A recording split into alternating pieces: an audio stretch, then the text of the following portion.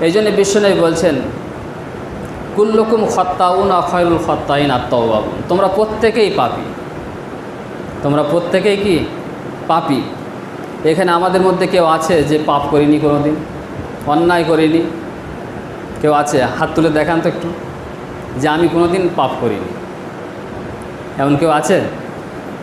এমন কোনো আল্লাহর ওলি বান্দা এখানে নেই। তাহলে বুঝতে হবে যে আমরা সবাই পাপী। আমরা কি শুধু পাপী না পাপীর ঘরের পাপী বলেন তো? পাপীর ঘরের পাপী, ঠিক কিনা? আমি নিজে পাপী, আমার বাবা পাপী, আমার দাদা পাপী, আমার 14 গোষ্ঠী পাপী।